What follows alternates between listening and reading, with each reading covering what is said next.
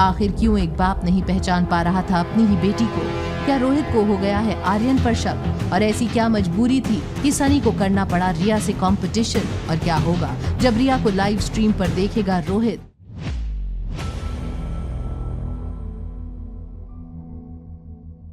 सनी किसी भी तरह गेम में रिया से आगे जाना चाहता था, इसलिए सनी ने अपनी लाइव स्ट्रीम की लिंक अपने फेसबुक अकाउंट पर पोस्ट कर दी। जब रोहित अपने लैपटॉप पर काम कर रहा था, उसकी स्क्रीन पर एक नोटिफिकेशन आया। उसने उस नोटिफिकेशन को खोलकर देखा तो उसके फेसबुक अकाउंट पर सनी, जो उसका फेसबुक फ्रेंड भी था, वो अपने दोस्तों को अपनी गेम में सपोर्ट करने की अपील करता हुआ नजर आया।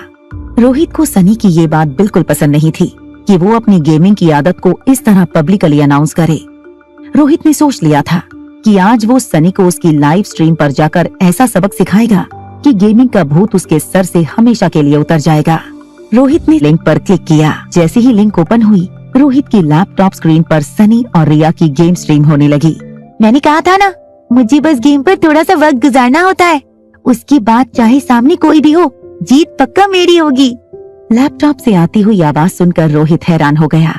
रोहित ने जैसे ही रिया की आईडी पर क्लिक किया, उसने देखा कि डिस्प्ले पिक्चर में एक नन्ही सी परी का फोटो था और कई सारे गेमिंग सिंबल्स थे। रोहित को ये महसूस हो रहा था, काश मेरी भी एक बिल्कुल ऐसी ही बेटी होती।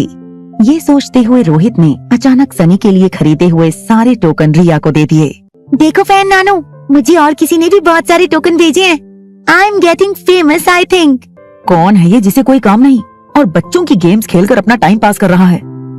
जैसे ही उसने रिया की फैन लिस्ट पर क्लिक किया, उसने देखा रिया के टॉप फैंस में सबसे पहला नाम रोहित मारवा का था।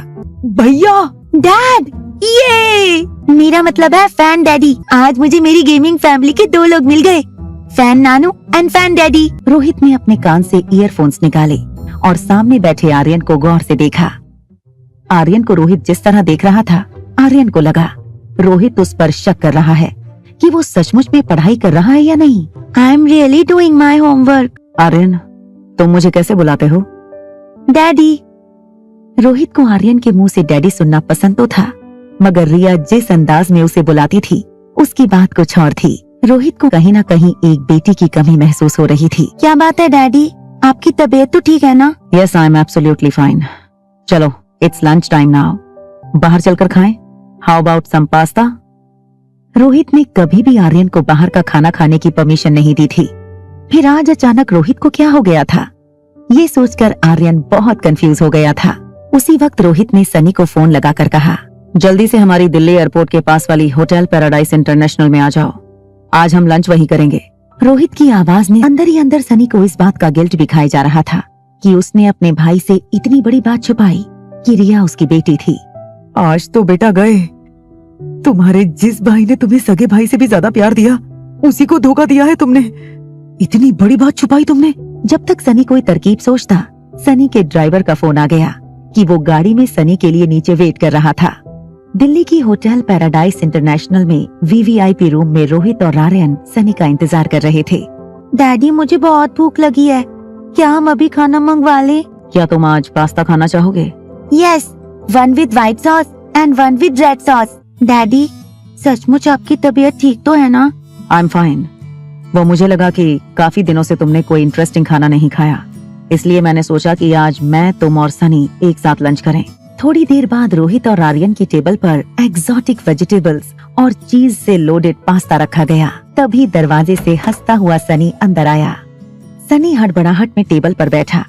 सॉरी भैया, वो रास्ते में इतना ट्रैफिक था। सनी रिलैक्स, और भूख लगी हो तो खाना सामने ही पड़ा है। सनी को यकीन नहीं हुआ कि आज उसे लंच में पास्ता मिलने वाले थे। सनी ने फटाफट सर्विंग बोल से पास्ता निकालकर अपनी प्लेट में डाल दिया। सनी को इस तरह खाते देख रोहित और आर्यन एक दूसरे को देखकर हंसने लगे। सनी, तुमने अपने फ्यूचर के बारे में क्या सोचा है?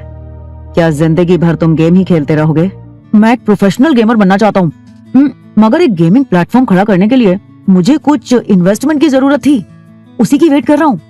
एक बार वो मिल जाए तो बस मेरी लाइफ सेट। क्या 25 करोड़ में ये तुम्हारा प्लेटफॉर्म खड़ा हो जाएगा? अगर हो सकता है तो फिर वो 25 करोड़ मैं तुम्हें देने के लिए तैयार हूँ। क्या तुम्हें इस बिजनेस के बारे में कोई नॉलेज है? हाँ भैया, मैंने काफी रिसर्च किया है और मैंने गेमिंग भी सीखी है अपने गुरु से। और कौन है तुम्हारा गुरु? आपकी बेटी। क्या रोहित को पता चल जाएगी रिया की सच्चाई? क्या सनी को मिल पाएगी रोहित की तरफ से 25 करोड़ की इन्वेस्टमेंट? और रिया और आर्यन का क्या होगा अगला प्लान? जानने के लिए देखिए अगला एपिसोड सिर्फ पॉकेट एफएम के YouTube चैनल पर। और एक लड़की को देखा तो के सारे एपिसोड्स को सुनने के लिए डिस्क्रिप्शन में दी हुई लिंक से डाउनलोड कीजिए पॉकेट एफएम।